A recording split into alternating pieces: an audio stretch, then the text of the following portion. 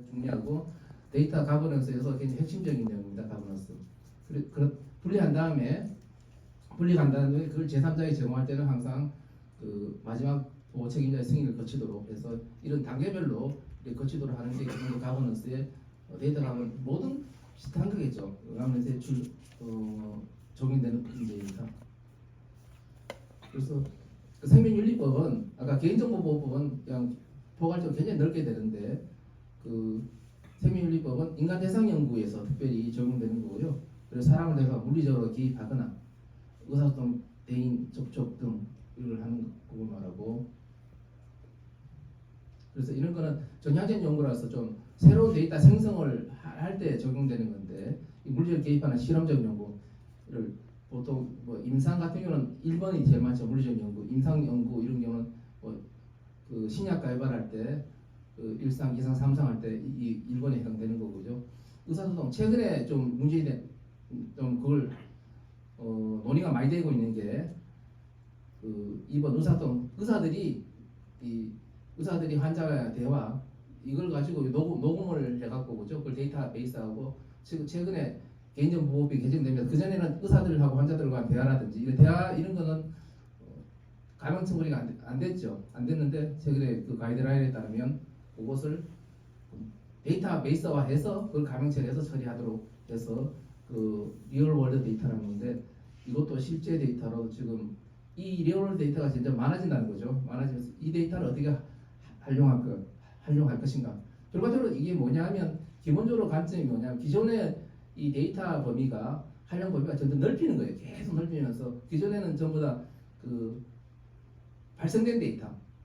그리고 보면 2번 식별 가능 연구로 후양적 기존에 뭐 보건복 우리 심평원 자료라든지 나타냈는데 이제는 발생하고 있는 데이터까지도 다 이것을 어떻게 활용할 것이냐. 결과는 뭐냐면 데이터를 어떻게 많이 확보해서 좋은 결과를 낼 것이냐 이런 걸로 보여집니다.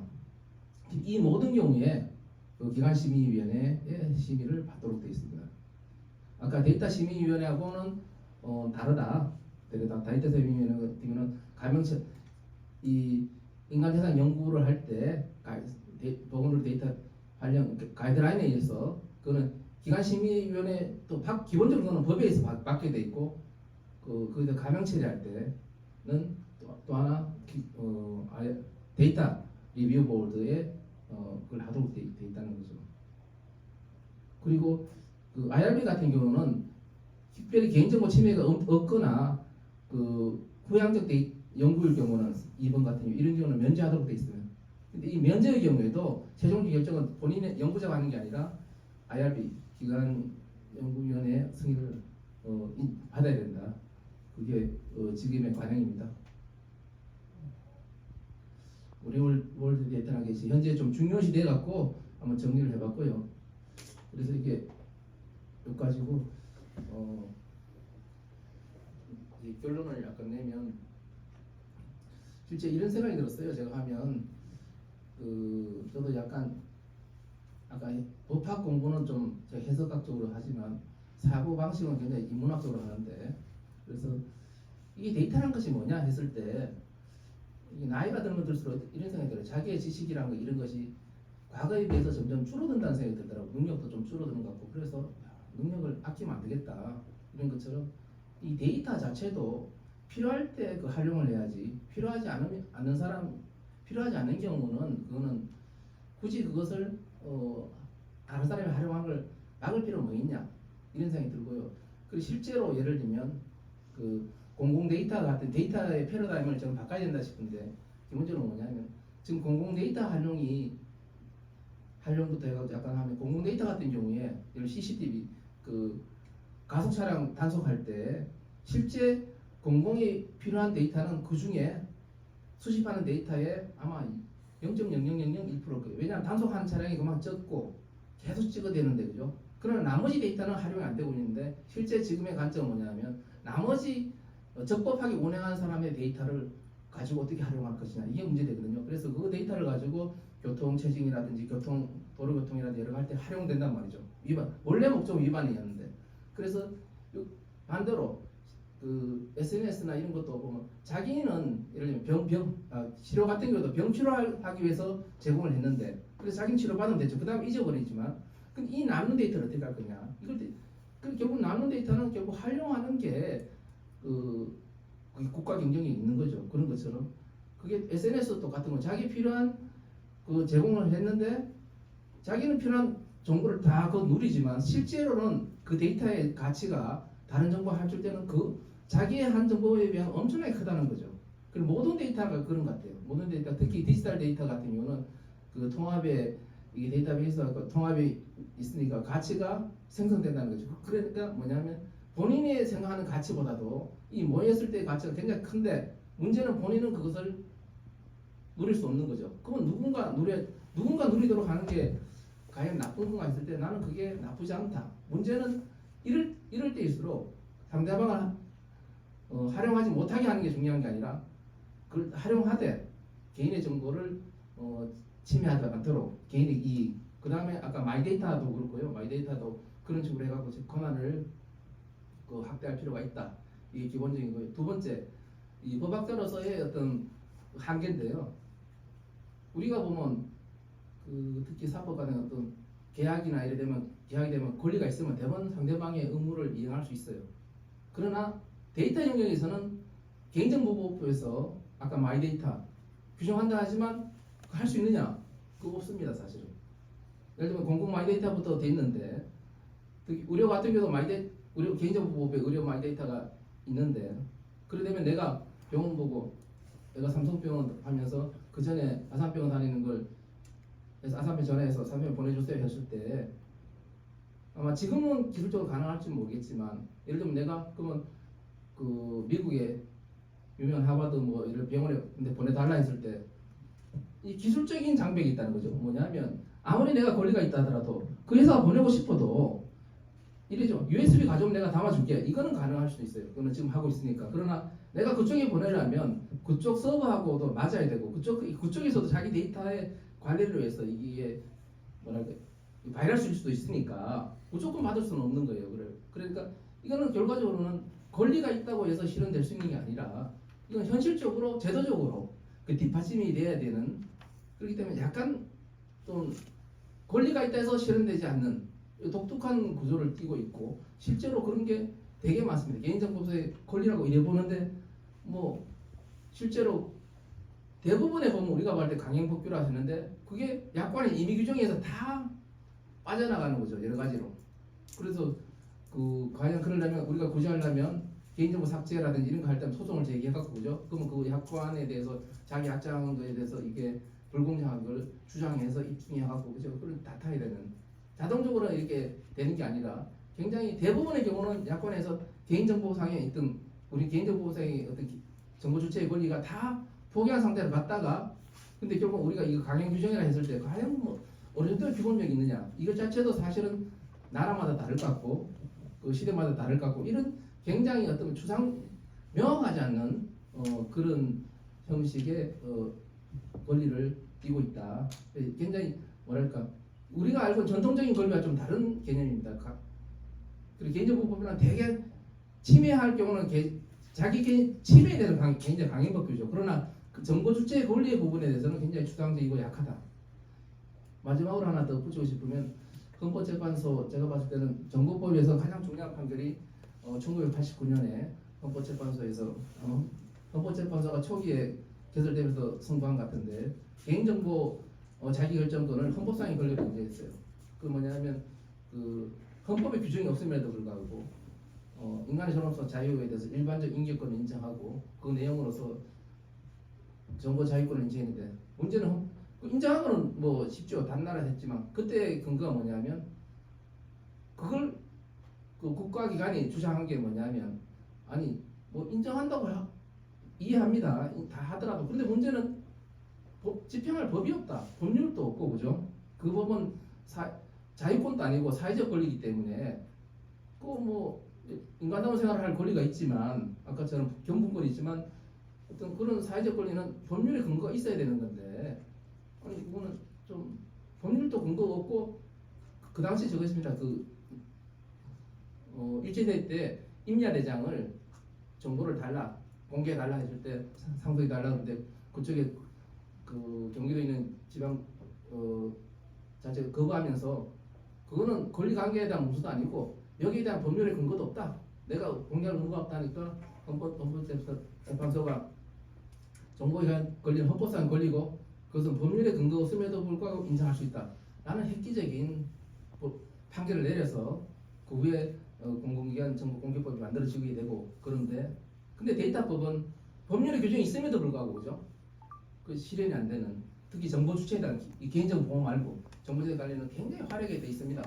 그거는 그거와 약간 다른 그리고 우리가 너무 빨리 그거는 좀 그 판결은 굉장히 좀 대단한 하여튼 판결인데 이 개인정보 보호는 그런 거에 비하면 법에 있음에도 불구하고 제대로 실현 안 되는 그런 약간의 독특한 제가 봤을 때 좀 이해가 안 되는 그런 지금 현상에 있다. 제가 비판하는 그런 단계에 있는 것 같습니다. 예, 이상으로 마치겠습니다. 예, 아이고. 예, 제가 뭐 1시반부터 수업이 있어가지고 수업 끝내고 뭐 한숨 돌리고 뭐 한잔 마시고 바로 내려갔습니다. 아직 앞부분에 참석 못해서 죄송합니다. 그래도 뭐 요즘 다행히 제가 참 존경하고 좋아하는 우리 그 이제 친구 정영진 교수의 발표를 또 사회를 볼 수 있게 돼서 다행이라고 생각합니다. 바로 며칠 전에 또 뭐 보고 했는데 오늘 또 보고 아마 이달 말쯤에 또 모임에서 또 보기 싶습니다. 예. 예, 이라대 로스쿨 원장을 맡고 계신 정영진 교수님 이제 사회를 발표를 먼저 듣고 이제 이었어요. 예. 이어서 이제 이명 변호사님께서 이제 변호를 토론을 해주시겠습니다. 예.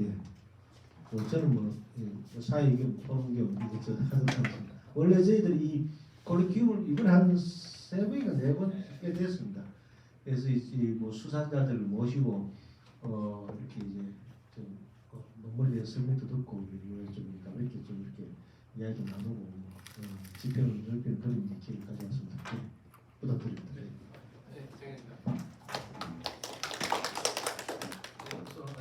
존경하는 안경범 위원장님으로부터 받은 것에 대해서 특히 기쁘게 생각합니다.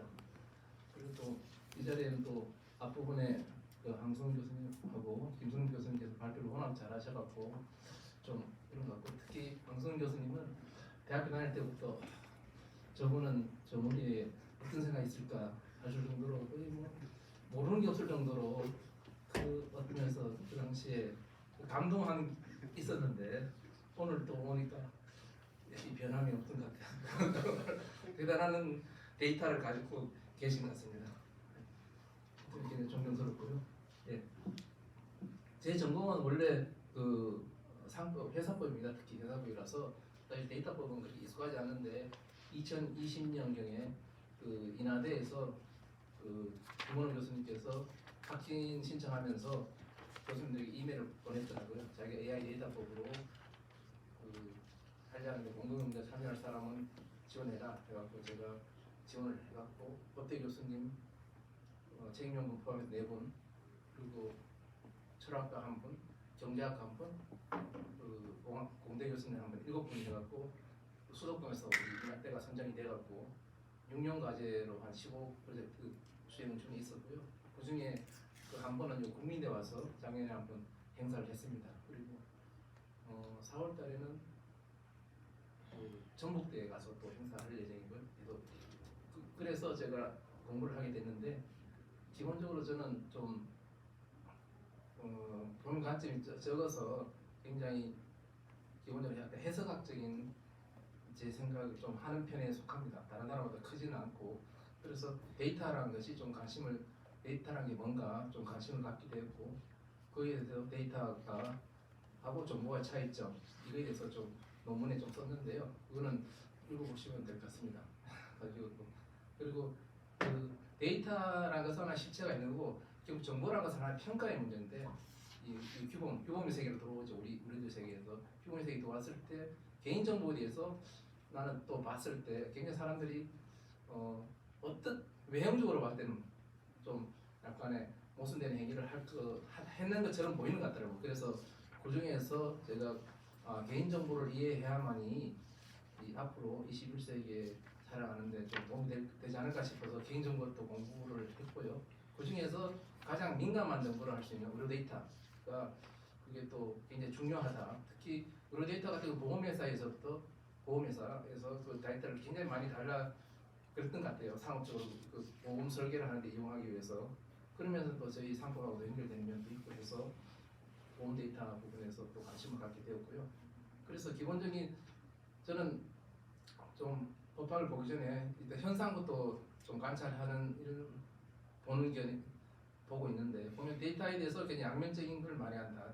자기가 제공을 한 다음에 그죠? 그걸 활용에 대해서는 굉장히 그에 대해서는 굉장히 활용에 대해서는 실질적으로는 뭐 관심을 가지는지 모르겠지만 그죠? 예를 들면 SNS 같은 경우는 자동적으로 SNS인 것은 그 회사 제공한 회사가 그 약관에 의해서 가입해서 이용하는 것은 당연히 전제가 되는 거고요. 당연히 전제가 된 건데 그래서 그 활용 자체에 대해서는 뭐랄까 벌써 약관 자체 계약법적으로도 그거는 제공한 데이터가 상대방에 대한 처분권을 넘긴 거라 저는 보거든요. 그래서 아까 이 발표문을 들으면서 강성 교수님께서는 그 균분법 3%, 그 김성 교수님께서는 뭐 4%, 40%, 30%, 40% 하는데 이것도 개인정보 이거 만약 공유를 한다 그러면 거기에 대한 수익권을 어떻게 할 것이냐라도 한번 아이들이 낼 수도 있지 않나 이런 생각도 들었습니다. 그래서 좀 약 한 10% 정도는 그 데이터 개인 데이터를 활용해서 한 거에 대해서는 뭐 세금으로 거두고 있지만 특별히 또 기금을 형성한다든지 이런 식으로 하면 문제 해결될 수도 있지 않나 이런 순간적으로 오늘 들으면서 느꼈었고요. 근데 일반적인 개인정보 같은 경우에 익명화 내지 가명화가 굉장히 논의가 되는데 그 의료 데이터라든지 이런 거는 사실은 다른 게 뭐냐면 어떻게 하면 더 치밀하게 할 거냐 완전 다릅니다. 오히려 때문에 또 그 무기 같은 경우도 어떻게 하면 더 정확하게 흐릿한 건 안 되죠. 더 정확하게 저게 적군인가 아닌가 민간인인가 군인인가 하는 것처럼 데이터가 더 많으면 많을수 없고 의료 데이터 같은 경우도 사실 응급 환자 같은 경우 지금 문제되는 게 딱 봤을 때 이 사람이 과연 딱 미래 SF 영화 보면 딱 찍었을 때 이 사람이 DNA 뭐고 그동안 병력이 어떻게 되겠다 지금 치료 과정이 뭐 했는 이런 걸 빨리 할 수 있으면 좋은데 만약 지금 현재 우리나라 상황에서는 이 데이터 공유가 안 되다 보니까 지금은 중요 뭐 데이터 거점 병원 사이에 공유를 하려고 지금 하고 있다더라고요. 그래서 데이터 공유를 하고 있는데 그게 마이 데이터와 다른 차원에서 치료 목적으로 하고 있는데 그래서 의료 데이터 같은 경우는 일반 또 SNS 데이터와 달리 보다 정확하고 명확하고 또 개인이 완전 특정이 돼야 되고 거기에서 개인이 아는 뭐 똑같은 동명이인의 데이터가 들어와서 뭐 진료를 잘못하면 안 되니까 그죠? 오히려 더 정확한 더 개인정보라보다는 또 활용이 더 디테일해야 되는 그런 성향이 있습니다. 그래서 데이터마다 어떤 목적이나 이런 게 다 다른 면이 있다.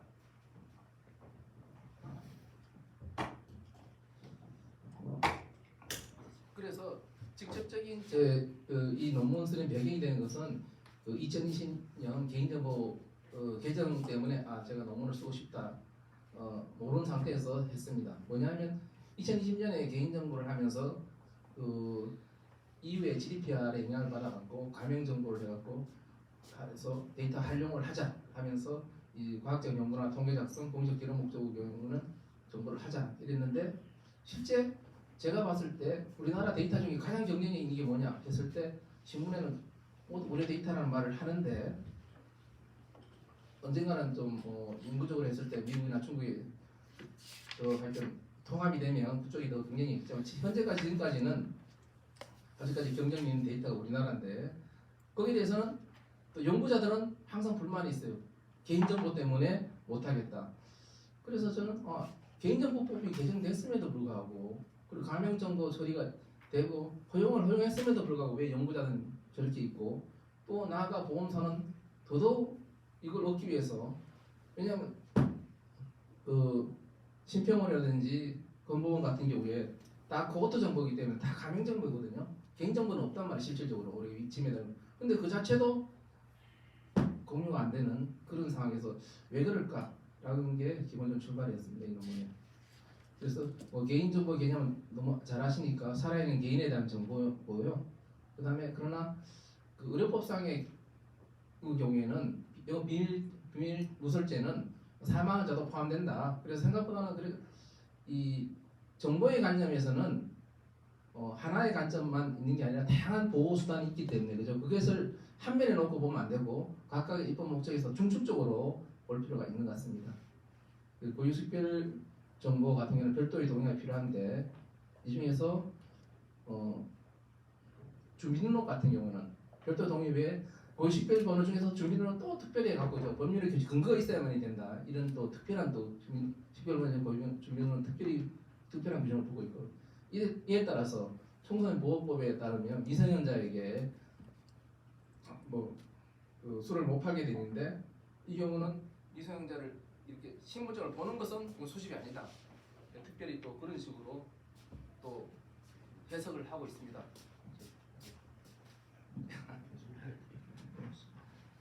그래서 뭐 비디오 대여하는 사람이 그 사람 신분증을 보고 그 신분증 기재를 하게 되면 이건 개인정보에 대한 어떤 침해 문제가 있는데 그냥 이래 보고 이 사람이 19세 넘었구나. 이거는 또 수집이 아니기 때문에 괜찮다. 이런 식으로 또 해석하고 있고요. 민감정보, 지금 보건의료 데이터가 민감정보에 해당된다. 이런 식으로 했고요. 가명정보, 이게 사실은 우리 2020년 개정, 또 GDPR에서도 그게 굉장히 균형적인 면에서 보호를 하면서 실질적으로 GDPR도 EU의 GDPR도 개인정보 보호하지만 이런 가명정보 이런 예외를 뒀기 때문에 오히려 활용면도 중증인데 우리나라는 가명정보 형식을 통해서 활용을 하려고 했는데 최근 개정 전까지는 2024년 개정 전까지는 좀 미흡했다. 이 보면 좀 민원번호는 특별히 민감 정보 중에서 특별히 더 보호하고 있다. 오늘의 본론인 보건의료 데이터 같은 경우에는 생명윤리법에 가맹정보의 규정이 없습니다. 기본적으로 익명 정보를 전제로 해서 연구하도록 되어 있고 결과적으로 뭐냐면 생명윤리법 자체는 어떤 특정한 생명윤리 인간 대상이라는 어떤 시험에 대해서 규정한 거고 그 개인정보의 문제는 개인정보보호법에 실질적으로 적용을 받는 거죠. 개인정보. 그래서 이게 다른 측면이고 나아가 생명윤리법은 개인정보법에 혹시나 생명윤리법에 개인정보에 대한 특별 규정이 있다면 그것은 특별규정이 적용되는 거지. 기본적으로는 전폭적으로 개인정보법이 보건의료 데이터에도 적용된다는 전제하에서 출발해야 됩니다. 출발해야 되고. 그래서 그 가이드라인에 따르면 이 보건의료 데이터 같은 경우는 민간 정보이기 때문에 이 가명 정보할 때는 그 데이터 심의위원회를 거치도록 하고 있습니다. 이게 강제력이 있는지는 모르겠지만 가이드라인에서 하고 실질적으로 병원이나 특히 병원 같은 경우는 다 이걸 두고 있고요. 인하대도 두고 있고 그 데이터 심의위원회가 나중에 그 기관심의위원회 또 다른 차원입니다. 기관심의위원회는 그 법에 의해서 규정을 두도록 되어 있고 이거는 가이드라인에서 두도록 되어 있습니다. 그리고 가명 정보할 때 특히 그 DRB가 중요한 의미가 있습니다. 처리도는 보시면 되고요. 그래서 의료 데이터의 안전한 관리가 중요한데 그래서 대부분 안전한 관리를 어떻게 되냐 했을 때 그 개인정보 때는 기관물, 기술적, 관리적, 물리적 안전 조치를 취하도록 되어 있고 나아가서 데이터 가버넌스가 중요한데 가버넌스가 큰 의미로 그 국가 전체의 가버넌스도 있지만 그 병원 단위 단위의 가버넌스도 중요하다. 그래 보면 개인정보 처리자는 대부분 병원 같은 의료기관 같은 경우는 내부 이런 자리에서 토론토를 참여하게 돼서 영광 생각하고요. 이런 좋은 주제로 공부 기회를 주신 공동연구소께 감사 말씀드립니다. 제가 토론문을 먼저 보내드리긴 했었는데요. 오늘 제가 그 앞에 좀 읽는 방식으로 하는 게 어떨지 그래서 일단 좀 말씀을 먼저 드리겠습니다. 배경으로는 정진 교수님께서 말씀을 많이 하셨지만 저는 생명의료법을 전공을 했는데요. 그러면서 이제 생명윤리법이 이제 확대되는 과정이 있었습니다. 생명윤리법이 2013년 개정을 통해서 인간 대상 연구 전체로 이제 확장이 됐고요. 개인정보보호법도 이제 그 전부터 조금 더 개인정보를 보호에 더 좀 강화하는 쪽으로 이미 그 활동이 이제 입법이 돼서 이제 집행이 되고 있었던 상황이었습니다. 당시에 이제 생명윤리법이 2013년에 강화됐을 때 개인 정보에 대한 것은 인간 대상 연구를 할 때 당사 그 인간 대상 연구의 대상자가 되는 제가 보통 이제 연구 대상자라고 얘기를 하는데요. 연구 대상자는 자기가 어떤 그 연구의 대상이 됐을 때 충분한 정보를 받고 거기에 따라서 자율적으로 동의를 하는 것에 대해서 이제 법의 그 생명윤리법에서 가장 큰 기조로 삼았고요. 그 중에서 이제 개인 정보에 대해서도 자기에 대한 개인 정보가 이 연구에서 어느 정도까지 수집 및 활용이 되고 어떻게 관리되는지 여부에 대해서 당사자에게 충분히 설명하고 이에 대해서 동의를 받는 것 그리고 거기에 대한 관리 의무에 대해서 생명윤리법 그 확대할 때도 매우 중요하게 생각했던 부분이었습니다. 그렇다 보니까 생명윤리법에서는 당사자가 이제 처음에 동의했던 그 범위를 벗어나서 그 개인에 대한 그 정보를 활용을 할 때 그거를 활용할 수 있는 그 방법에 대해서도 좀 일정 정도는 허용을 할 수밖에 없었는데요.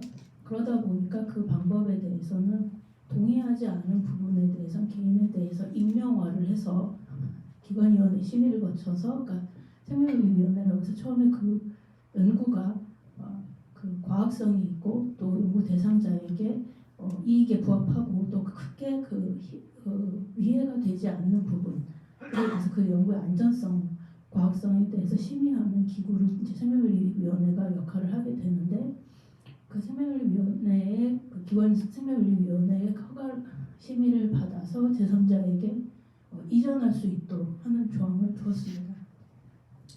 이제 그 생명윤리법 자체가 이제 의생명 연구에 대해서도 적용이 되고요. 인간대상 연구 전반에 이제 일반법으로서 작용을 하다 보니까 의생명 연구에 대해서는 좀 첫 번째는 약사법상에 있는 임상 연구, 임상 시험에 대한 게 이제 약사법의 규율을 받는 연구 부분이 있다라고 하면 전체 이제 흔히 환자 의생명 연구 전체에 대해서 이제 일반법으로 역시 생명윤리법이 적용을 받게 되고요.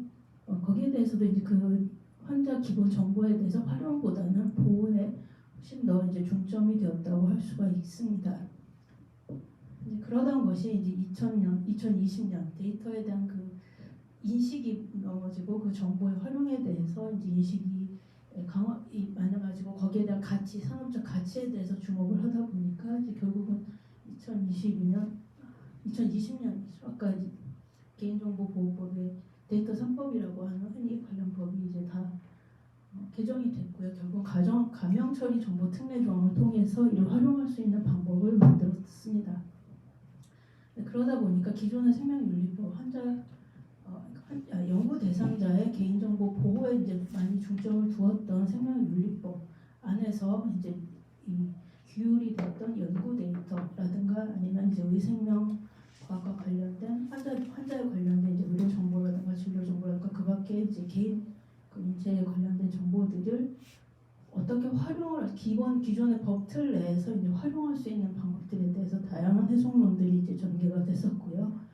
그거에 대해서도 좀 정부에서도 하나의 어떤 그 규율 체계를 제시하기 위해서 만들었던 것이 보건의료 데이터 활용 가이드라인이라는 것이 있었습니다. 그래서 기존의 가명 정보 특례 조항을 통해서 기존의 어떤 그 생명윤리법 체계, 약사법 체계 안에서도 이걸 환자의 개인 정보를 어떻게 활용할 수 있겠느냐라는 부분에 대해서 이제 가이드라인을 통해서 할 수 있는 방법들을 좀 제시를 했었지만 일단 이게 이제 아무런 법적인 이게 어떠한 법적 근거가 있느냐를 이제 일종의 이제 행정청의 유권 해석 내지는 고시 내지 지침이라고 할 수 있는 이 가이드라인이 어떠한 법적 성질이 있느냐 그리고 이것이 어떻게 보면 정보 주체의 권리를 침해할 수 있는 부분인데 거기에 그리고 그거에 대해서 이 법이 얼마만큼 효력이 있느냐의 부분에서 끊임없이 논란이 있는 상태입니다. 그런 배경에서 지금 저희가 이런 데이터 보건의료 데이터 활용에 대해서 이제 다양한 논의들이 있었고요. 또 이번에 이제 접하게 된 조영진 교수님 논문에 대해서는 근본으로 돌아가서 보건의료 아까 말씀하셨지만 해성원 쪽으로 보건의료 빅데이터 활용을 위해서 보건의료 혁신과 의료질 향상의 기여를 위해서는 데이터의 활용이 필요하고 그것을 위해서는 법과 제도의 정비가 중요하다 이런 인식 아래서 데이터의 성질, 그 보건의료 데이터 현황과 활용, 또 보건의료 데이터의 특징과 환자의 개인정보 보호에 이르기까지 관련 개념과 법적 성질, 또 의료보호, 생명의료법, 개인정보 보호법상 관련 규정에 대한 검토를 통해서 공공의 이익을 위해서 개인정보 보호법의 관련 정보를 적극적으로 활용을 하여 보건의료 데이터 활용할 것을 제시를 하셨습니다. 그리고 한편으로는 정보 주체에 대한 보호를 위해서 제로 트러스트 보안 원칙, 복제 시에 데이터를 활용할 것을 제시하면 복제 시에 개인정보 처리자에게 데이터 추적을 가능하게 할 의무를 부과를 하고 민감 정보를 처리했을 때 개인정보 보호 위반에 대해서 처벌을 강화를 해서 개인정보의 보호를 위한 노력도 병행해야 된다라는 점을 논문으로 밝히셨습니다. 일단은 가장 그 논문을 보면서 인상 깊고 이게 참 의미가 있었다고 생각하는 것이 데이터와 정보, 그러니까 정보에 대한 그 정의가 굉장히 지금 용어상 혼란이 있습니다. 저희가 흔히 관련된 논의를 봐도 의료 데이터, 보건의료 데이터라는 것과 보건의료 정보라는 용어가 좀 혼재돼서 사용하면서 용어상 혼란이 발생하고 있는데 그 부분에 대해서 굉장히 명쾌하게 그 데이터와 정보의 차이, 어떤 물질성이 있는 것과 아닌 것, 뭐 이런 식으로 그 특성을 주변을 해서 개념을 제시하신 부분에서 굉장히 인상적이었고 앞으로 이 부분이 많은 학계에도 많은 도움이 되지 않을까 이렇게 생각을 했습니다. 저는 뭐 토론에 대해서는 말씀하신 부분에 대해서 여러 가지로 제시를 하셨는데 특별히 토론한다고 보다 좀 더 궁금증이 생겨서 그 부분에 대해서 질문을 좀 드리려고 합니다. 교수님께서 제시하신 개인정보 보호법상의 가명 정보를 적극 활용을 해서 공공의 이익을 위해서 보건의료 데이터 활용을 활성화하자라는 말씀에는 저도 동의를 합니다. 다만 이와 관련해서 현재 생명윤리법과 개인정보보호법 해석 적용함에 있어서의 모호함이 있어서 실무상 혼란이 발생하기도 합니다. 예컨대 생명윤리법에 따른 인간대상 연구와 개인정보보호법에 의한 가명 처리를 통한 과학적 연구는 기관생명윤리위원회 심의 등 활용 절차와 방법의 차이가 있으나 그러니까 이제 뭐 동의 면제 절차라든가 뭐 심의 면제 절차라든가 이제 각 법상에도 다양한 논의들이 있습니다. 근데 이것을 이제 연구자가 이걸 스스로 판단해서 이걸 할 수가 없기 때문에 이게 기관 생명윤리위원회 심의를 거쳐서 하는 것인지 또 여기에다 추가로 연구대상 동의를 받아서 심의해야 될 것인지 아니면 개인정보보호법상의 과학적 연구론 해석이 돼서 가명정보 처리 특례 조항에 따라서 연구자 의견대로 연구 대상자 동의 없이 할 수 있는 것인지 좀 해석상의 모호성이 있습니다. 또 생명윤리법에 따른 인간대상 연구에서 연구 대상자의 동의 내용과 개인정보보호법에 따른 정보주체 동의 목적도 대상이 다르기 때문에 그 동의 내용과 효력에 대해서도 여러 가지 의문이 있기도 합니다. 이처럼 생명윤리법과 개인정보보호법의 어떤 적용 관계 범위에 대해서 여러 가지 발생하고 있는 모순 혼란을 방지하기 위해서 어떤 새로운 입법이 필요하다라는 논의가 있는데 이에 대해서 이제 어떤 의견을 가지고 계시는지 먼저 여쭙고 싶습니다. 그리고 지금 이게 페이지가 넘어가서 제가 가장 나중에 질문드린 거 좀 먼저 말씀을 드렸는데요. 그 앞에 조금 돌아가서 말씀을 중요한 질문.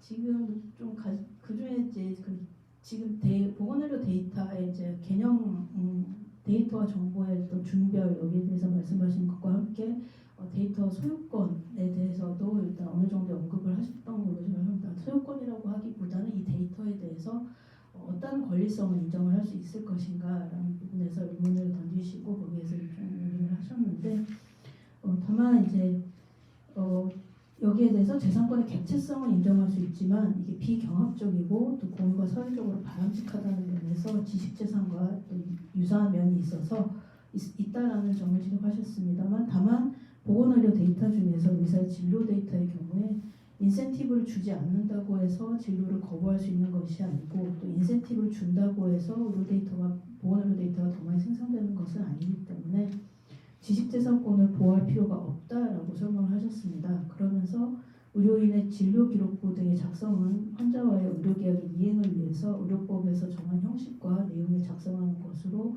진료 기록부 등에 대한 권리는 의료계약의 당사자인 의사 또는 의료법인 등에 있다고 하셨습니다.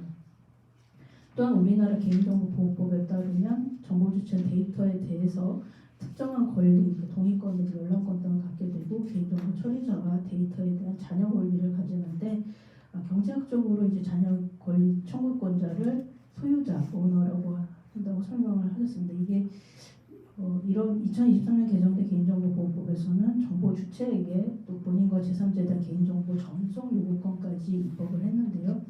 이와 관련해서 이게 이런 보건의료 데이터가 환자 정보 주체에 속하는 것만이 아니라 이 정보를 생성하는데 의사 또는 의료법인도 상당히 기여를 했기 때문에 이들에 대해서도 데이터에 관한 관리, 통제 권리, 또 데이터 전송에 대해서 얻을 수 있는 이익 분배에 관한 권리를 인정해야 된다라는 주장이 있습니다. 여기에 대해서 어떤 의견이 있으신지 좀 여쭙고 싶습니다. 또 보건의료 데이터는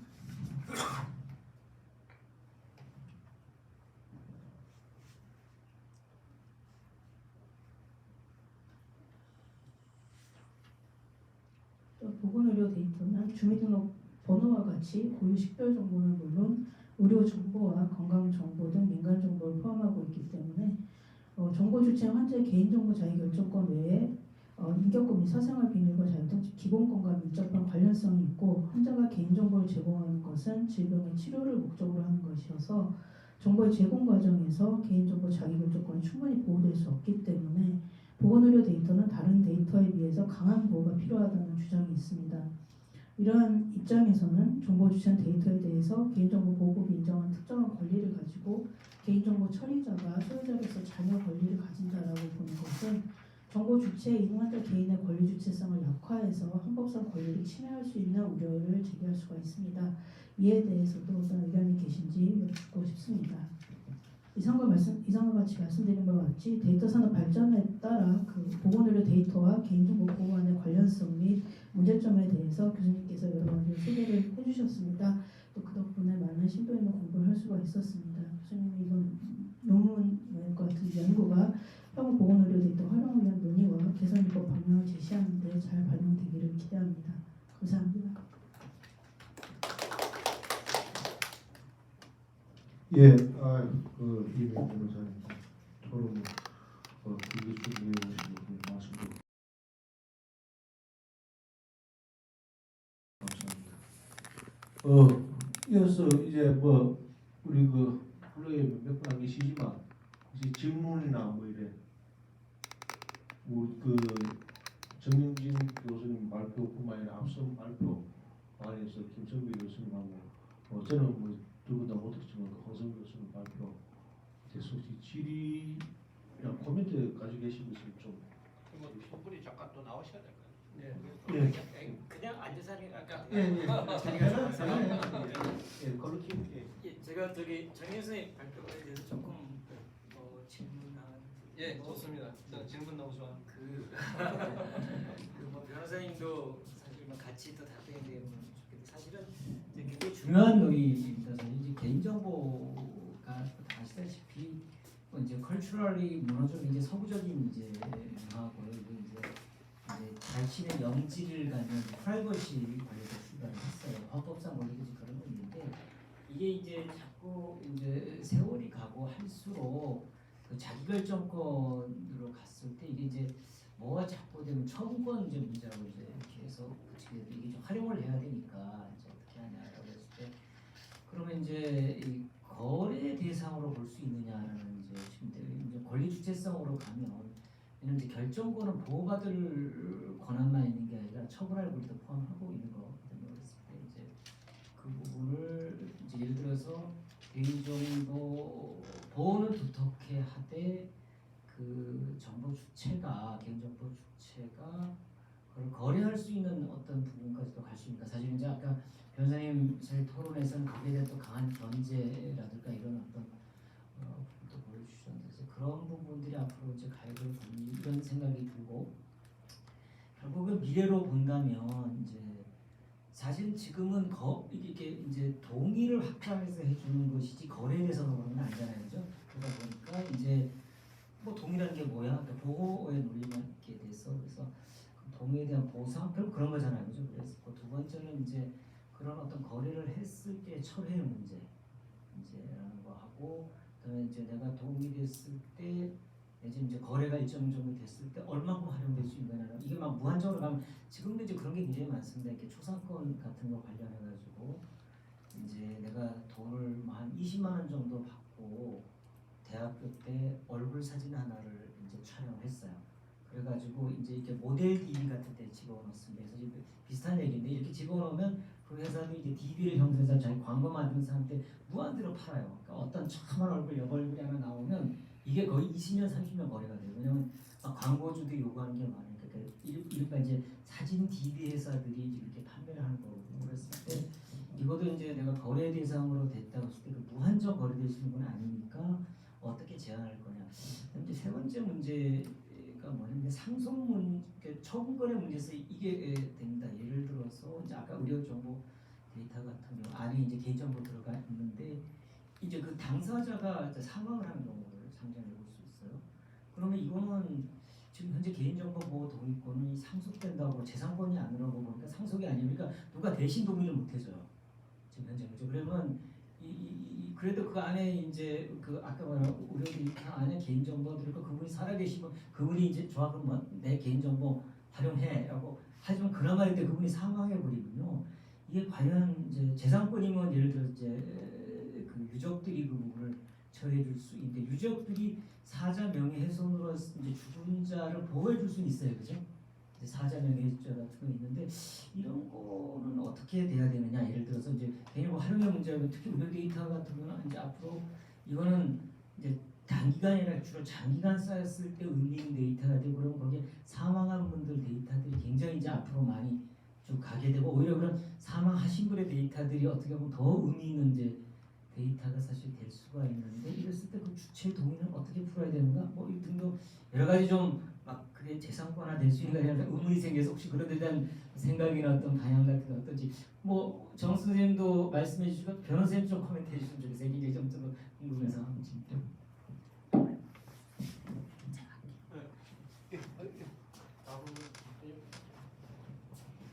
말씀하시죠. 예, 제가 준비되시면. 일단 이명 변호사님 토론에서 답변을 드리고요. 강민 교수님 대해서 간단하고 이명 교수님도 좀 코멘트 하시면 좋을 것 같습니다. 이명 교수님의 첫 번째 질문이 개인정보보호법하고 생명윤리법상의 IRB 승인 관계를 물으셨는데요. 기본적으로 이렇게 생각하시면 좋습니다.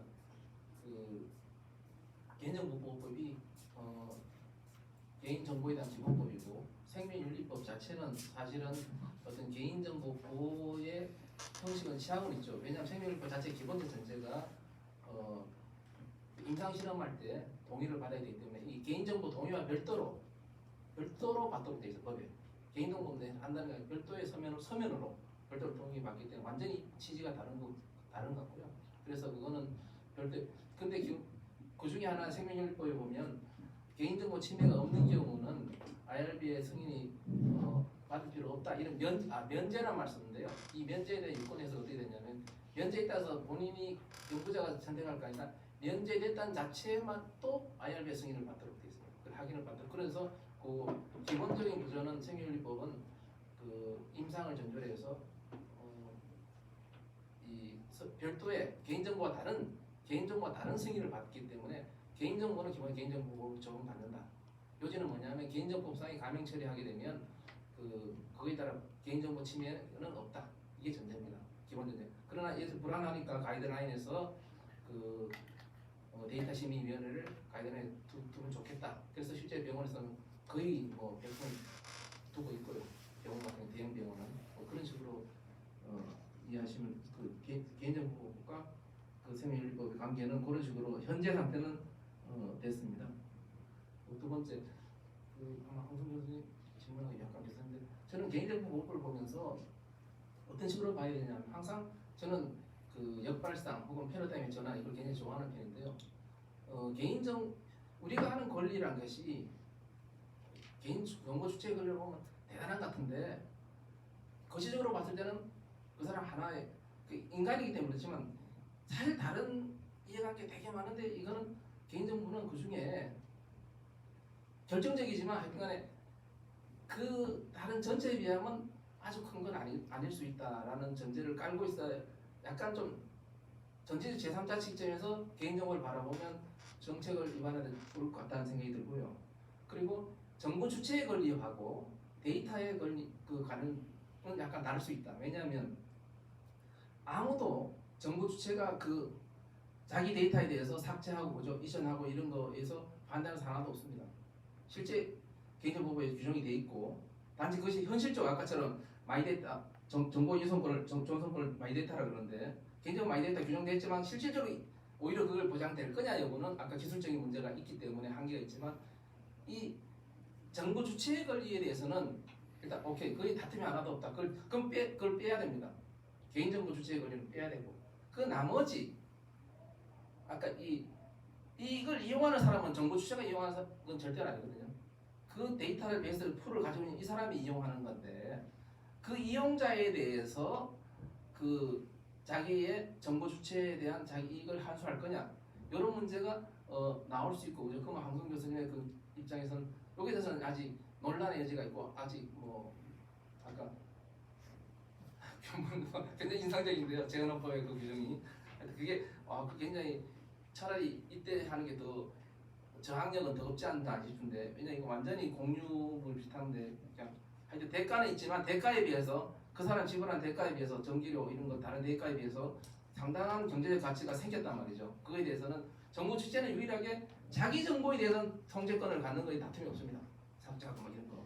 그러나 그리고 개인 정보의 문제하고 프라이버시권은 약간 다르다. 왜냐하면 미국은 똑같습니다. 미국은 이거 전체 정보 통제권을 봐서 프라이버시권을 다 봅니다. 미국에서. 근데 우리나라 독일은 다르게 보고 있는데 우리나라는 프라이버시권은 완전 은밀한 공간. 근데 일반적으로 논의된 개인정보는 뭐냐면 다 공개된 정보를 말해요. 다 공개된 정보.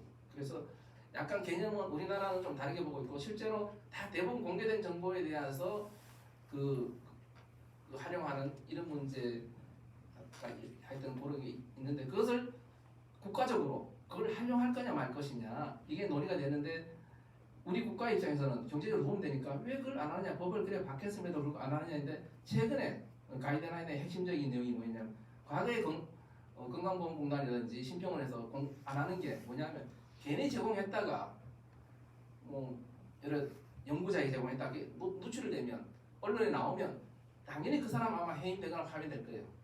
당연히. 근데 2024년 올해 1월달에 보건복지 가이드라인이 뭐냐면 정보 제공할 때 안정성을 충분히 했다면 그 후에 내가 이용한 사람의 어떤 과실로 노출됐을 때 이 사람은 책임이 없다는 것을 가이드라인에 넣음으로써 아마 지금 원래부터는 내 생각으로는 최소한 과거 데이터, 건강보험 데이터, 생성된 데이터는 아까 생명윤리법 적용받는 것은 별도로 해야 되고 그죠? 그거는 데이터 보건보건 데이터가 여러 종류인데 생명윤리법 적용받는 데이터 그거는 실험데 제약을 위한 의료기기를 위한 그건 별도고 기존에 발생된 데이터에 대해서는 최소한 가명 처리해서 넘겼을 때 이 제공자 우리 지금 결합기관이 세 군데인데요. 암센터하고 그 건보료 심평원 세 군데 여기에 이 직원이 책임이 가이드라인이 뭐 아까 뭐 얼마 구성인지 모르지만 하여튼 가이드라인에서는 책임이 없다고 밝히고 있기 때문에 이제는 좀 더 활성화될 거다 이게 있고 지금 문제되는 건 보건의료 데이터가 여러 가지 있지만 또 하나 유전체 데이터 유전체 데이터는 정말 그거는 식별이 완전히 되기 때문에 그거야말로 이제는 문제는 뭐냐면 데이터의 가치는 뭉쳐야 되는데 하나 있으면 아무 의미가 없어요. 영어차 데이터 모르겠어요. 발이 뭐 그런 거 연구할 때는 필요할지 모르지만 DNA 그러나 그 데이터 자체의 가치를 위해서는 뭉쳐야 되는데 뭉치면 그 위험성이 증가된다는 거죠. 근데 그 위험성은 뭐냐면 항상 디지털 데이터에 모든 게 있는 거죠. 최근에 뭐 대법원 해상법원 사이트를 북한이 침해했다고 해서 법원에서 뭐 미안하다 했다는데 모든 데이터는 아마존 호스팅 데이터도 다 그런 위험이고 근데 그러나 그런 필요성이 있고 그러면 그 침해에 대한 리스크는 누가 지느냐 결국 관리하는 사람이 질 수밖에 없는 거죠. 그건 관리하는 사람이 손해배상이나 여러 가지 다른 종류 질 수밖에 없는 거고 하여튼 그게 이제는 이 활용의 문제하고 아까 개인정보 될 때 제3자 제공했을 때 책임 문제는 약간 최근 원래는 클리어된 것 같고 그 활용의 문제에서 안전성의 문제는 다른 문제다. 그거는 테크니컬 문제고 그건 법률적 문제이지만 기본적으로는 기술적으로 해결할 문제이고 최근의 문제는 아까처럼 그 의사와 환자들 사이의 리얼월드 데이터 그게 문제되고 비즈니스에서 문제되는 건 라이프 로깅 데이터 아까 웨어러블 데이터 실시간 데이터 이거에 대해서는 또 기본적으로 동의 기반으로 해서 그걸 하게 되는데 이거에 대해서 아마 문제될 거예요. 아까 항성 교수님의 지적된 논편처럼 라이프 로깅 데이터 같은 경우는 그냥 뭐 코인이라든지 뭐 몇 개 뭐 포인트 몇 개 받고 했는데 나중에 그 사람 아주 상장되고 그죠 나스닥까지 상장되고 했는데 나는 뭐 받지 뭐 이런 허탈감 그에 대해서 약간 그런 주장이 있을 수도 있을 것 같습니다. 하여튼 그건 아직까지 논란 중인 것 같고요. 그 권리에 대해서는 지금까지 확실한 것은 정보 주체의 자기 권리에 대한 통제권 그거에 대해서는 뭐 완벽하게 인정하는 게 원칙이고 뭐 삭제도 하고 지울 수 있는데 참 사망자에 대한 권리는 최소한 개인정보보호법은 살아있는 사람의 그 개인정보만 보호하고 있기 때문에 사망자에 대해서는 개인정보보호법의 제로로 적용을 못 받고 있어요. 현재는 공백 상태죠. 근데 아까처럼 그게 정말로 쌓이면 뭐 이순신 장군 후손인지 하여튼 쌓이면 굉장히 그게 대부분 100년 전에 다 죽을 텐데 근데 그 데이터가 제일 중요하다는 거죠. 과연 그걸 어떻게 할 것이냐. 그야말로 이제 경분 뭐 그게 나와야 되지 않겠습니까? 예, 제 그런데 이제 예, 이 변호사님 보충 또 말씀하실 수 있습니다.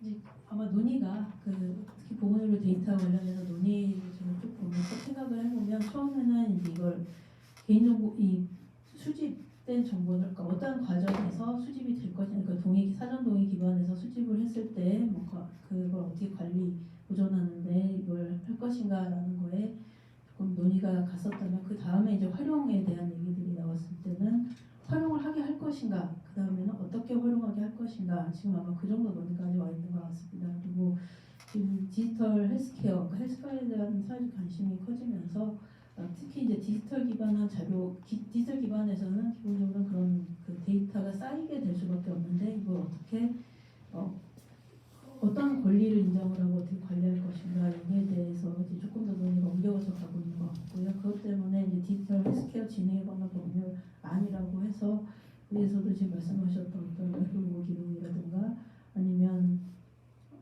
이제 기존의 어떤 의료기관을 기반으로 해서 아니면 어떤 연구기관에서 모아져서 연구 데이터뿐만이 아니라 일상생활에서 발생하는 이제 리얼월드 데이터도 어떤 그런 어떤 좀 제한을 좀 풀어놓은 상태에서 이제 수집하는 그런 데이터들인데요. 그 전반적인 그 데이터를 어떻게 관리할 것인가에 대한 입법적인 어떤 얘기들이 있어 왔고요. 지금 단계에서 현행법에서는 이제 어떤 남용에 대한 우려들 그리고 이게 건강관리 서비스라든가 어떤 산업적 목적을 위해서 이 환자들의 어떤 정보라든가 이런 것이 남용이 되고 그러니까 기업가들에서 남용이 되고 이것이 오히려 환자들에게 어떤 보험가입이라든가 이런 거에서 차별적으로 작용할 수 있지 않는가라는 어떤 그 우려들이 많았기 때문에 지금 그 싸움들이 조금 더 있는 것 같습니다. 아까 말씀드렸던 디지털 헬스케어 진행 관련 법률안도 현재는 시민단체 쪽에서는 전면 반대하고 있고요. 보건의료 기관에서도 이거는 의료 주체, 그러니까 의료인들에 대한 권리도 제대로 인정받지 못하고 있고 이건 기업가들만을 이익을 위한 거다라고 해서 좀 반대하고 있는 그런 상황으로 제가 알고 있습니다. 현재 그런 상태에서 있는데 앞으로 이제 가게 되면 향후에 대해서는 지금 데이터 권에 대한 말씀이 나오셨거든요. 데이터 권리에 대한 논의가 이제 시작이 되는 걸 보면 이걸 재산권으로 할 것인가라고 했을 때 재산권이라고 인정을 하는가 안 하는가의 부분은 이걸 거래 대상으로 봐서 거래를 손쉽게 할 수 있겠는가 아닌가라고 저는 연결이 될 거라고 생각을 합니다.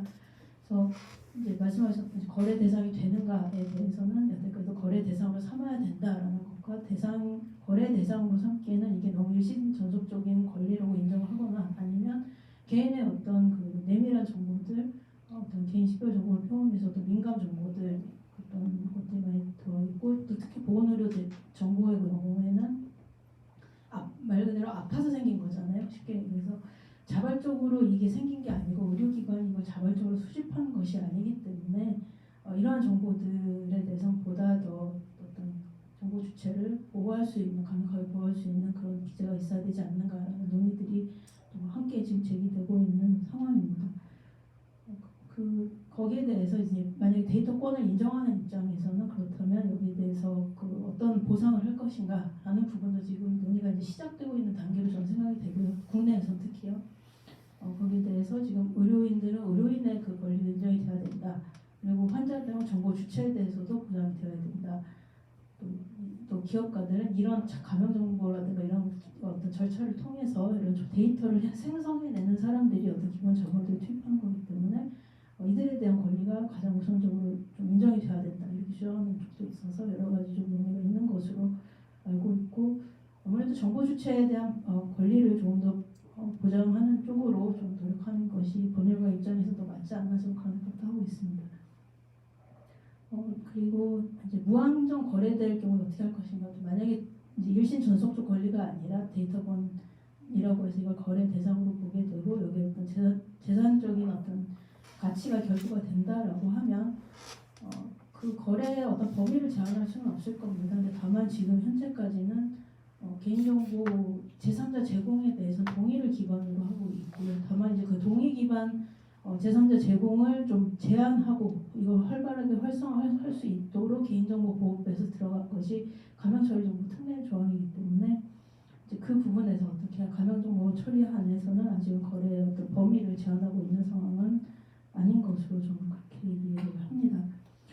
이제 주관 이후에 이 데이터에 대해서 어떻게 관리할 수 있겠는가에 대해서도 의문 제기하셨는데 현재 이제 생명윤리법에서는 그 죽은 그러니까 일종의 이제 사망한 환자에 대한 과거 데이터에 대해서도 그러니까 과거 기록을 기반으로 해서 연구할 수 있는 방법은 있습니다. 왜냐면 그분이 그때 당시에 그때 그 치료를 받고 나왔던 어떤 연구에 참여하기 전에 사전 동의를 이 연구 후 뭐 한 자기 죽은 이후 한 20년 후에도 이런 연구가 있을 거라고 예상을 하고 동의를 하진 그건 않았겠지만 이제 생명윤리법상에는 그런 한 개인의 연구에 대해서 일종의 후양적 연구라고 해서 기존에 있던 진료 기록에 대해서 이제 당사자가 동의를 할 수가 없고 또 이러한 연구가 당사자 이익에 대해서 평가를 했을 때 위해보다는 이익이 더 크다라는 점에 대해서 이제 심의위원회 기본생명윤리위원회 심의를 거쳐서 심의를 거쳐서 이걸 연구를 할 수 있게 되고요. 실제로 이제 이러한 제가 지금 많이 뭔가 지금 빅데이터 연구 국내에서 이루어지고 있는 많은 빅데이터 연구들이 어떤 특정한 병명을 가진 환자들에 대한 진료 기록들을 쭉 레지스트라에서 기록으로 쭉 삼아서 하는 후ran적 연구들을 빅데이터 연구 기본으로 많이 이루어지고 있는 것으로 알고 있습니다. 현재 그것은 이제 현재 생명윤리법상에서도 충분히 가능한 부분으로 좀 이해합니다. 예, 이상입니다. 왜냐하면 이 부분은 데이터가 자꾸 들어야 여러분이 이해하게 생각이 분명해질 수 있고 저는 기본적으로 데이터 같은 경우는 분류를 좀 잘할 필요가 있다. 이거 한꺼번에 놓고 하니까 사람들이 비판할 대상이 뭔지 비판할 대상이 뭔지를 좀 분명히 할 필요가 있다 저는 생각해요. 데이터도 종류가 굉장히 다르거든요. 예를 들면 일반 SNS 데이터 같으면 그렇게 기본적인 출발은 뭐냐면 정보 주체 정보에 대한 자기 결정권이나 이런 거는 충분히 보장돼야 된다. 이건 다툼이 없습니다. 그럼 어느 정도 보장돼야 되느냐에 따라서 여러 가지 법이라든지 기술적인 문제가 있지만 SNS 같은 경우에 자기 정보를 삭제한다. 뭐 가능하겠죠. 그러나 의료 데이터 같은 경우는 자기는 의료법상에 또 삭제를 못해요. 당장 보관하는 의무가 있기 때문에 그런 문제 있고 그리고 감염 처리된 경우는 현재 원 데이터는 삭제되지만 감염 처리 데이터는 또 삭제를 못해요.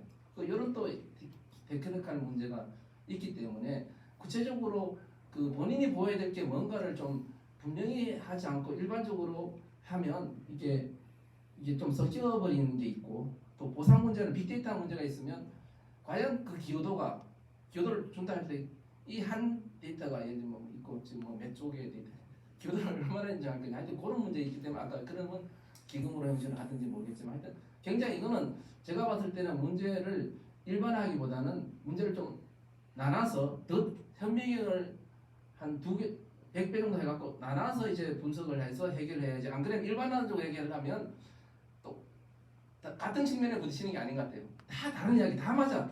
다 맞는 말이에요. 다 틀릴만 하나도 없는데 해결 방법은 없다. 그러려면 뭐냐면 전제하고 개인정보 주체는 인정하고 그거는 당연하는데 그건 전제하고 나머지 그 사람이 가는 건 자기 정보에 대한 컨트롤이잖아요. 근데 지금 문제되는 것은 자기 정보의 통수권은 그거는 뭐 이론이 없고 알아서 보고 100% 해주겠다. 이제는 이 나머지 데이터에 대한 어떤 걸 활용을 어떻게 할 것이냐 하여튼 이런 그런 다른 측면에서 바라봐야지 여기서 개인정보를 집어넣으면 이걸 할 때 그거는 좀 측면이 좀 다른 것 같은 느낌이 좀 듭니다. 그래서 하여튼 그런 걸 분명히 하면 좀 논의가 더 재밌어지고 더 현실적인 되지 않을까 이런 생각이 들었습니다. 네. 그 두 분 질의에 대한 응답하고 또 토론 코멘트 감사드립니다. 저는 또 개인적으로 간단한 또 이균정에 대해서 너무나 비현실적인 그 당시는 현실적인. 황 교수님 너무 말미에도 그렇게 표현되어 있는 그에 대해서 개인적으로 가벼운 좀 질문이 있어야지 가까이 와서 아이고 전달해드릴게요. 그러니까 이제 그 적산불하를 하는 것이 이인균정 거를 이제 실행하는 데 전제 조건이 되어 있는데 오늘 그 반대로 그 일제 식민지의 그 적산 처리가 이균정에 들어온 배경에는 그런 게 아닙니까? 이게 배경은 아니고 그러니까 그러면 어떤 뭐 이념적인 배경이 있는 것인가? 그러니까 저는 이제 이 한국적인 사회에서 그 식민지 끝나고 나서 뭐 서로 관계를 지금 정확히 어떻게 말을 못하겠지만 적산불하고 이균정권을 이제 실행 뭐 법으로 만들든지 하는 것이 일시방에 연결되어 있단 말입니다. 근데 이제 결국 이제 그 적산불하고 법을 만들어서 이균정도 세 조항이 이제 빠지고 이러니까 결국 쉽게 말해서 이제 좌절되어 버리는데 그러면 그 식민 지배란 그런 과거 경험 그에 따른 그 적산불화가 이제 그 이균정 그렇게 집행되어 있다면 이균정이라는 게 사실 어떻게 보면 상당히 이념적인 기초가 있어야 되는데 헌법상 이균정권은 그런 이념적인 기초는 없는 그런 제도였던가 그럼 결국 어찌 보면 뭐 단명할 수밖에 없는 그러니까 실현되지 않을 수밖에 없는 그런 제도가 또 아니었나 그런 생각도 들더라고요. 그 적산불화와 그런 그 배경 거라고 보나 그게 이제 간단히 설명드리면 좀 히스토리를 조금 이해할 필요가 있어요. 이제 그 독립운동 이제 과정에서 이제 사실은 뭐 우리 독립 이후에 뭐가 어떻게 되겠냐라고 사실 별로 고민을 하지는 않았어요. 근데 이제 전 세계의 이 독립운동하는 케이스에서 한국이 독특한 이제 과정이니까 한국이 식민지로 이제 정락을 했는데 조선이 이게 굉장히 독특한 거죠. 왜냐면 이게 전부 다 식민지로 전락한 나라는 뭐 산업열과 다 백지의 나라들이에요. 아프리카, 아시아 이런 나라들도 뭐가 없어요 기반이. 그리고 우리 정도 되는 나라가 이 정도 조선 시대 정도 됐던 나라가 식민지로 간 사례가 없어요. 예를 들어 중국도 뭐 휘청청했지만 식민지는 안 됐고요. 태국도 그렇고 이게 그러니까 사실 우리가 이제 역사적으로 보면 식민지라는 이제 컬러니즘 제국주의로 보기에는 너무나 체계가 갖춰진 나라이고 원래 식민지라는 건 아프리카, 아시아 이런 거에 산업화 자체 이런 거 자체가 안 되는 겁니다. 우리는 상당 부분 올라오는 상태에서 어떻게든 당시 위정자들이 이제 뭐 참 잘 못해가지고 일시적으로 국권을 상정해 버렸어요. 그러다 보니까 이게 바로 공장 같은 게 지어질 수 있는 기반이 있는 나라예요. 예를 들어서 아프리카는 이런 게 안 돼. 해발 농장 같은 거나 짓고 근데 우리는 사실 이 30년대쯤 되면요 거기 중공업이 들어와요. 알다시피 뭐 함흥 뭐 이런 데다가 엄청난 게 일본에 육부하고 당시 이제 특히 이북 지역은 중공업 수준이 아시아 최고였었어요. 이제 이런 게 일단 전제가 돼야 돼요. 그러니까 그러다 보니까 이제 어떤 생각들을 이제 독립운동 쪽에서 이제 했냐. 야, 우리가 앞으로 이제 독립은 어떻게 할래? 그러니까 처음에 나오니까 다 국유화해. 이건 전부 다 국유화하자. 뭐 특히 일본인들이 이러면은 당시에 거의 세계 왜냐면 당시에 일본이 어느 정도였냐면요. 제로센이라는 비행기를 만들어서 미국을 정주시켰고요. 그 다음에 이제 당시에 저 기차 있죠. 기차가 시속 100km를 가장 빨리 냈어요. 얘들이 40년대쯤 가면 전 세계에서 기차 스피드가 1등이 돼요. 일본 애들이. 그 기술적 기반이 거의 조선에 있었어요. 조선하고 만주 입구에. 그러니까 사실 중공업은 일본 현지보다 우리 쪽이 더 컸었어요. 이런 걸 전제로 놓고 이제 보시면 우리 해방 이후의 상황이 얼마나 특수하냐. 전 세계 누구도 경험이 없는 거예요. 그러니까 독립은 됐는데 어마어마한 중공업이나 기업 시설이 그냥 더 있어요. 왜냐면 인도도 그런 게 없고 아무도 없어요. 독립한 국가들이. 그러면 이제 요거를 처음에는 당연히 우리 독립운동이나 이쪽 사람들은 어떻게 생각했었냐면 다 국유화라고 생각을 했었어요. 딱 국유화하자. 그게 맞잖아요, 그죠? 다 다 우리가 이제 조선 쪽 그리고 우리 이제 건국강령에도 그게 어떤 친일파의 재산과 일본 정부의 재산은 몽땅 다 국유화한다. 이게 이제 건국강령에 나와요. 정확하게 이렇게 나오는데 그 다음 스텝이 뭐가 되냐면 전쟁 중이었잖아요. 그러니까 제네바 우리 가끔 제가 전에 한번 질문 드렸는데 국제법이 문제가 되었다. 왜냐하면 국제법상 이제 몰수가 되어지는 게 이제 정부 재산과 군대 재산이 몰수가 돼요. 근데 민간 재산을 신탁을 했다가 강압정이 제기되면 돌려줘야 됩니다. 이 문제가 하나 있었어요. 그런데 상당 부분은 또 거기다 민간 재산이 있어요. 미쓰비시 지금도 미쓰비시 이런 데가 문제가 되는데 그런 재산들이었어요. 이러다 보니까 돌려주냐 마나 가지고 이제 상당 부분의 문제도 있어요. 그러니까 이제 그러면 이제 우리 쪽에서 이제 뭐가 문제가 되냐면 그러면 그 재산을 일본인 기업을 돌려주게 되면 도로 일본이 들어오는 문제가 되잖아요.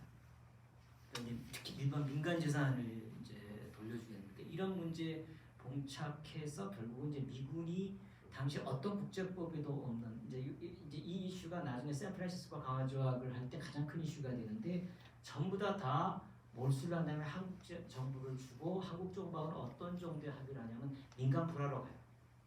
그러니까 민간 불화를 이제 이런 이제 식민지 재산을 전부 다 우리가 몰수한 다음에 그리고 상당 부분 세계 최고 수준의 그 간충공업 시설을 몰수한 다음에 무교화를 시킨 다음에 이놈을 민간을 민간을 불화해준다는 다시 한국인에게 나눠준다라는 어디도 경험적 독특한 경험을 하게 돼요. 이러면서 그러면 누가 불화를 받을 것이냐 문제가 되는지 한국에는 자본가가 없다는 얘기가 되는 거예요. 한국에 아무도 자본가가 없어요. 그죠? 누가 자본 축적한 사람이 누가 있어? 제일 컸던 게 뭐 아까 말한 조선강직 이런 데가 제일 컸습니다. 김성수 회사 이런 정도인데 그렇게 규모가 크지 않았어요. 이런. 그러다 보니까 결국은 특혜를 줄 수밖에 없다. 그러니까 그 특혜를 줄 것 같으면 왜 농지처럼 근로자도 똑같이 기회를 달라. 이렇게 되는 게 이제 맥락의 배경이었는데, 그러니까 어떻게 보면 이제 근데 이제 그 다음에 하나가 이제 제가 논문에 다루지 않은 앞으로는 조금 더 후속연구로 나오는 게 뭐냐면 중요 산업의 국영화 조항이라는 게 또 들어요.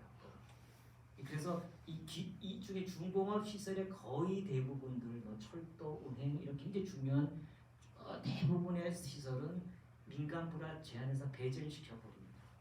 그게 또 헌법의 규정이 있어요. 이렇게 두 개가 이제 작동하면서 중요 산업은 국유로 남기고 나머지 이제 경공업이나 이런 부분들은 전부 다 민간 불화를 해줘요. 민간 불화를 해주는데 그러다 보니까 사실 규모가 크지 않았습니다. 그래서 이제 당시에 대한노총이 그리고 또 하나가 뭐냐면 요게 좀 맥락이 하나 있었어요. 어떤 맥락이 있었냐면 당시에 아직은 미군정이 정비도 안 된 상태에서 일본인들이 공장을 버리고 갔잖아요. 그러니까 당시 노동자들이 그냥 공장을 접수해 버려요. 방법이 없잖아요. 내가 근로자밖에 없으니까 이 사람들이 한 1년 정도 공장을 잘 운영한다 자기들이. 그러니까 노동자들이 공장의 주인이 되는 독특한 경험이 또 합니다. 이러니까 당연히 우리가 공장을 지켰다는 게 있어요. 그리고 미군정에서 보낸 저 사람은 관리일 뿐이다. 우리 이 공장의 주인은 우리 근로자다라는 생각도 당시에 있었죠. 이러면서 이제 이 균점을 해줘야 된다라는 이제 어떤 자생적인 생각이 이제 올라왔고요. 두 번째로 이제 그러한 생각이 헌법적으로 들어가게 된 사실은 배경은 조금 있습니다. 이제 아까 말씀드렸듯이 우선 제일 첫 번째가 뭐냐면 전 세계 헌법에 노동권이 들어간 헌법이 거의 없어요. 아시다시피 이제 우리 헌법적으로 보면 원래 노동상권은 헌법에 안 넣거든요. 이거는 경제적인 질서이기 때문에 그죠? 그래서 원래 모든 기본권은 아시다시피 모든 국민은 이렇게 이제 되는 거지 근로자는 이렇게 되는 거는 원래 이제 기본권이 아니거든요.